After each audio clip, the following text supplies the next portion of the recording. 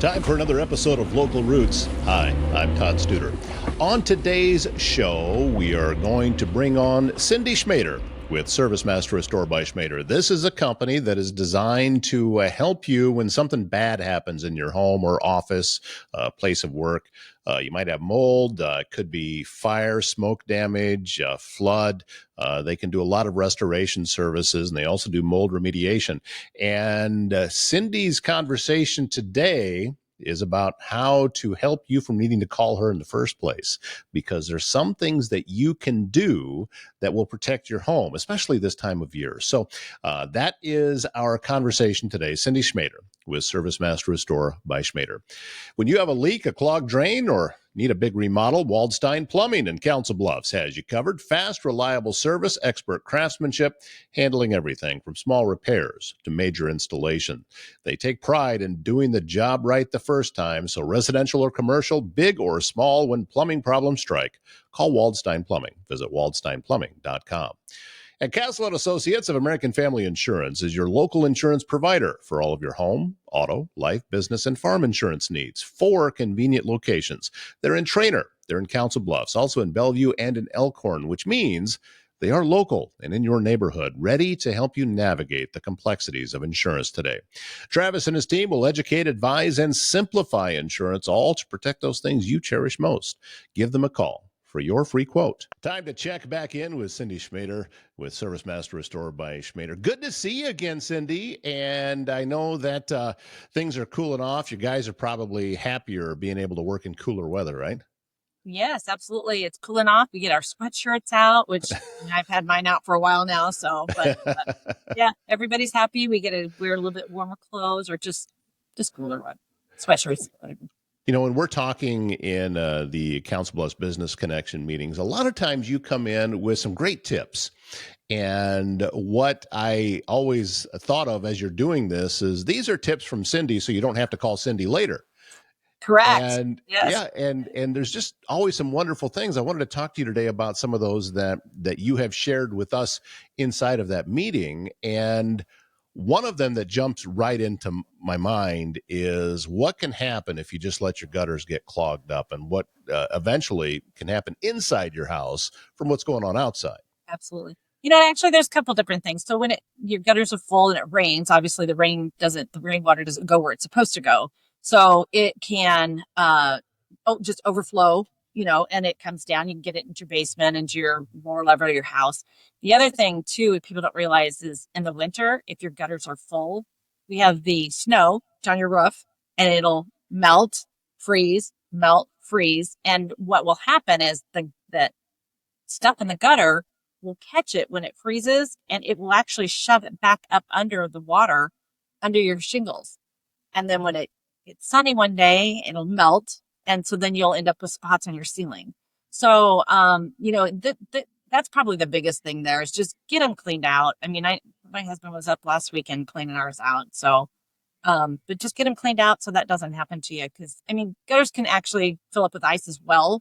But if there's stuff in there, then it's easier for them to fill up.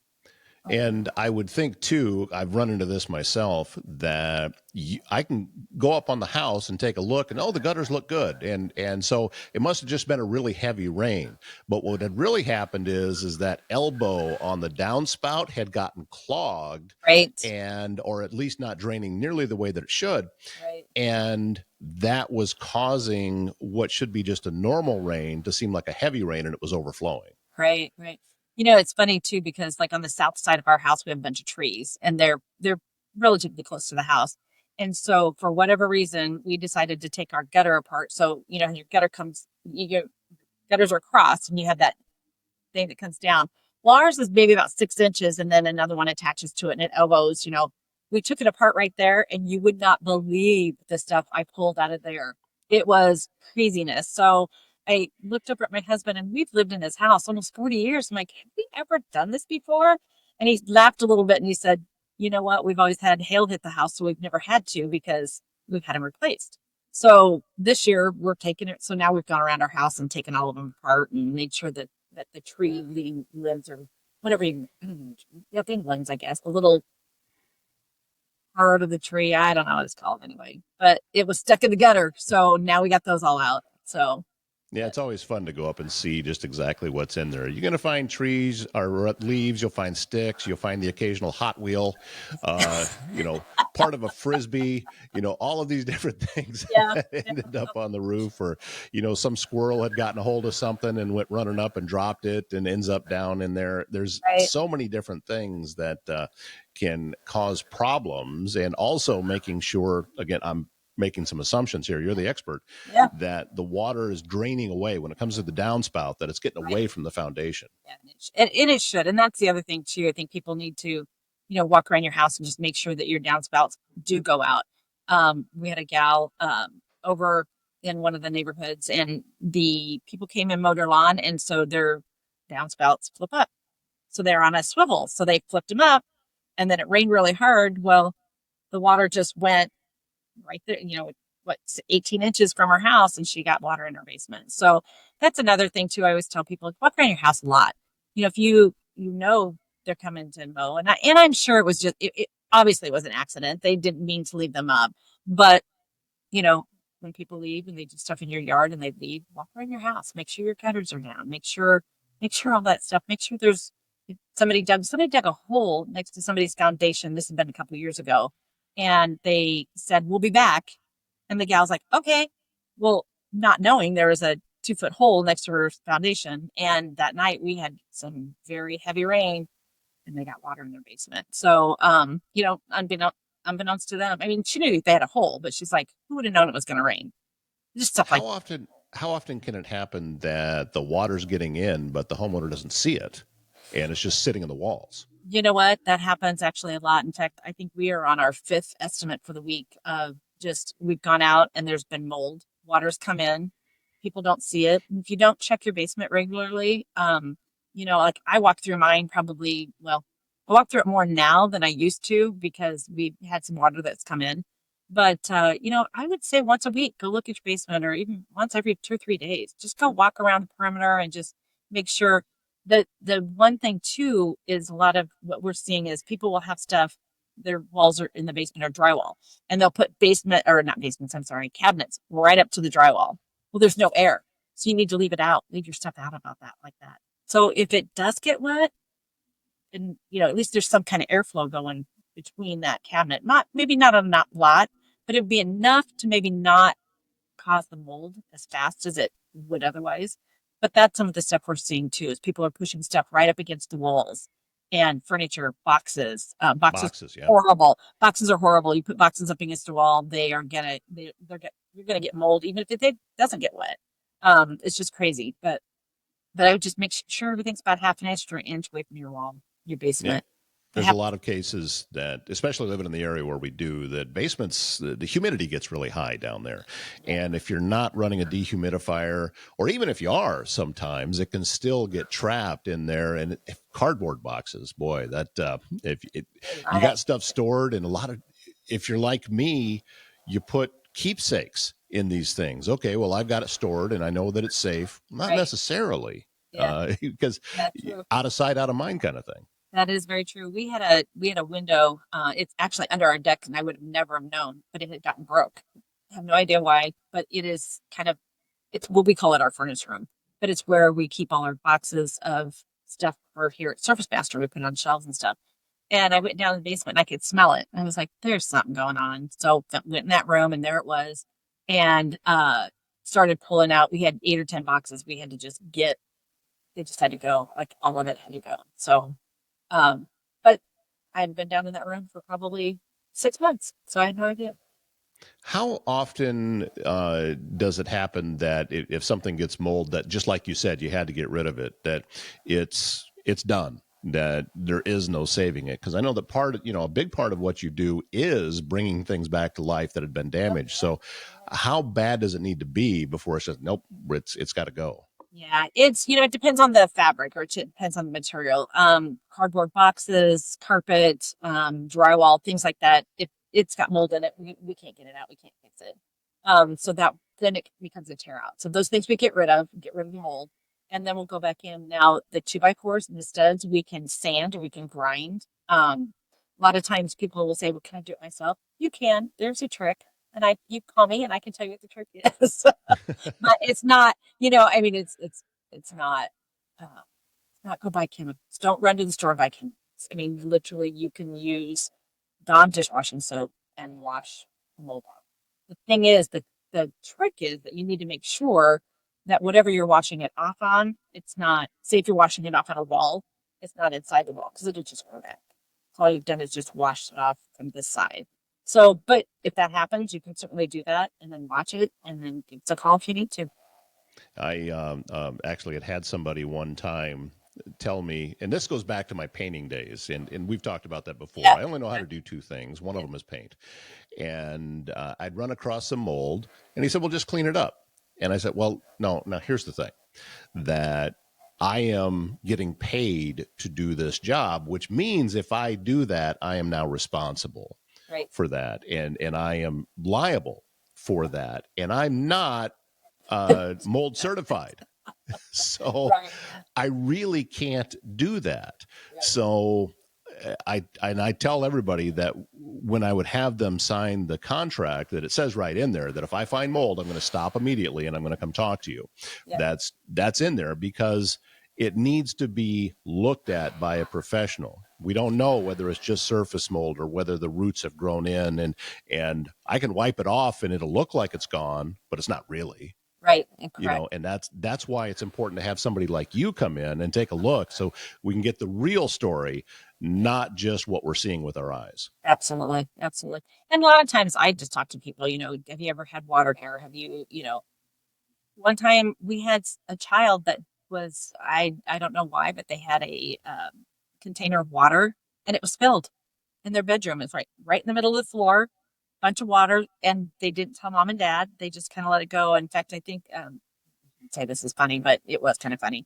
They put their clothes on top of it to like hide it, which kind of made it worse. And it'd been, I don't know, it'd been a couple weeks, and the mom was like, "Go get your clothes. We're gonna do laundry. I want your room cleaned." And then when the son brought the clothes, they had mold all over them. And she's like, "Where did this come from?" And he's like, "I don't know. It's on my base. It's on my carpet." But literally right in the middle of the floor. So as we're standing there talking, and I noticed he was acting all weird in the corner, and so I said, "Do you know how this got here?" And he's like, "I have no idea. I have no idea." And when she left, I said, "Buddy, you can tell me." And he goes, "Spots in water." I said, "Okay, I got you." But that would at least tell me, did it come up through a crack in the foundation? Did it come from the walls? Did it, we didn't know if it came from an outside wall and just migrated over.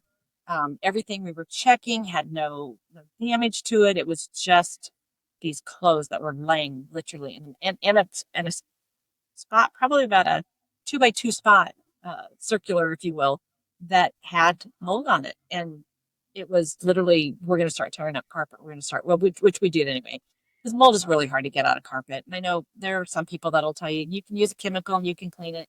You can. It's not the safest. I wouldn't do it in my home. So if I'm not going to do it in my home, I'm not going to do it in your home. So at least that's a very fair way of putting it. And you brought up the fact that not knowing where it came from, water's going to take the path of least resistance, Absolutely. whatever direction that might be. And usually that path is a place where you can't see. Exactly. It's happening behind the scenes. And I know that this is, for the most part, common knowledge, but for some people who have never experienced it, if you see water spots in your ceiling, it doesn't mean that the leak is directly above it. Correct. It could have traveled a while before it got to, okay, it's going to go down onto the sheetrock that's up on your ceiling from here. Right. In fact, I have a house tomorrow I'm going to go out and look at, and they have water light, can lights in their ceiling, and they have water spots around them. It could be a million things. It could be the ventilation in your bathroom isn't vented out correctly. It's just vented out into the attic, which we see that a lot. It could be that. It could be they have a roof leak, a roof problem. It might have ran down. It's just, it's kind of weird that it's only around the can lights though, but the can lights get warm and then it, hot goes to cold or cold goes to hot, and you see it. So it's probably caused some condensation if there's a lot of water up there. So don't know what I'm going to find tomorrow, but I'm kind of interested. I'll take some pictures and share them. So it'll be But this is the stuff I like to do. I like to go be the explorer, if you will. So. Well, and and I know that you know this information too, but I'll give everyone a tip from Todd when it comes to those water spots in your ceiling. You can put 40 coats of paint over it and it's still going to bleed through unless you have sealed it first Yes. with something, but make sure that the water leak is stopped and make sure that there's not damage to the sheetrock before you go painting it. But that is, I've learned that the hard way too when I was just getting started out, that I can just keep painting and painting and it'll bleed through every single time. Yep. So a lot of times what we do with water spots like that, if we don't find any damage, we'll advise them to use oil-based paint because that seals it in, and then you go back with your paint color. So that's kind of where we're at. Yeah, that works very well. Well, Cindy, what's the best way to get a hold of you if somebody has some questions about what might be going on in their house? Absolutely. You can call our main number here at the office. In Omaha, our office is 402-339-9911. And over in Council Bluffs, it's ServiceMaster Restored by Schmader. The office number there is 712-256-6008. So either one of those numbers will ring directly. We have a cell phone that we're carrying around with us now. We answer everything live. So nothing goes to our answering service anymore. So it will all either come into myself or Ethan, and we can take the call and come out and take care of you. That's good to hear. Yeah. That you're doing that. I know that years and years ago when going back to the painting stuff, but I can equate it just because it's kind of a similar thing, that I talked with a friend of mine and he said, if you were going to be hiring a painter, what are some of the qualities that you would be looking for? And he didn't live in the area, so it wasn't like a sales pitch to him. And he said, the first thing that he said was, call me back. He said, I understand if you're busy and you can't get to the phone, but that's what happens a lot. When you call a contractor or a subcontractor or a handyman or whatever, is you make the call and you never hear anything. And that's so when you're saying you've taken off the answering service and you're answering as many as you can live, that tells me that you know how this works. And I'll see a call that comes in and I'm like, oh, I'm going to call it back. So I'll call it back and just tell them who I am and say, hey, I missed a call from you. Are you needing something? And, sometimes people be like, oh, sorry, I got another call. I hung up. Or, it would be like, well, it rang 3 times or whatever, whatever. But I'm pretty aggressive when the calls come in. I'll call them back. About the only ones I don't call back, which I probably should, are the out of town ones, like the 305 area codes or the 918s. I don't call those back. They're probably just advertisement. Yeah, you get a lot of scam calls too, right? We get a ton of it. And now the whole verify your Google is coming back up, and I'm like, they must do that. That is crazy. Oh yeah. My favorite one is, and I don't even know what this means, but it said, because your Dun and Bradstreet score is 76, you qualify for up to a $350,000 loan. Yes. I'm like, number one, how did you even know about me? And number two, if you're loaning that much money, I don't think that you're just making cold calls to random people that you don't know. No. So no, absolutely. Scam big time. Exactly. Cindy Schmader, ServiceMaster Restored by Schmader. Thank you so much for the wonderful tips that you provided today, with the idea that, you take care of this. You don't need to call Cindy. And I know that's a big thing with you, is that you want to make sure that people are taken care of first. Absolutely. And if anybody has a question, all you have to do is call. Just give us a call. Sometimes we can help you over the phone. Sometimes we can't. But we are more than willing. Even if you have a question, I always tell people, just call and ask me. I have my phone on me all the time. Call and ask me. I never want to meet people under those, fire or water situations. But if you need us, we are here. If you need tips up front, we are here. Yep. Cindy, looking forward to the next time and looking forward to seeing you at the next CBBC get together. See you tomorrow morning. And speaking of homes, if you are in the market to buy or sell, Blake Hunter with Berkshire Hathaway Home Services needs to be your first call. Blake knows the local market, and he's dedicated to helping you find the perfect place to call home. He also hosts a popular podcast called Hunting Home, shares insights, tips, and the latest trends in real estate. So are you a first-time buyer? Are you upgrading or just ready to sell? Blake Hunter is here to guide you every step of the way. Visit blakehunter.homes and start hunting for your dream home with confidence. And when it comes to finding a home for your aging loved one, Jean Bonker can make all the difference as your local senior care advisor with assisted living locators in Western Iowa. She's more than a guide. She's someone who has walked this path herself. Jean helps families explore assisted living, memory care, nursing homes, and in-home options. And here's the best part. You're not paying Jean. No, there's no cost to you for her services. Personal, compassionate, and tailored to fit each family's needs. Give Jean a call, 402-690-5467. Well, that's going to wrap up today's show. Thank you so much for being a part of things. I have a business networking meeting to get to, and then a very busy day talking with folks. And I'm looking forward to talking with you. If you have a story or something that you feel would be a great fit for the show, send me an email, toddstuder@gmail.com. I'd love to talk to you. My name is Todd Studer. We'll see you back here tomorrow morning.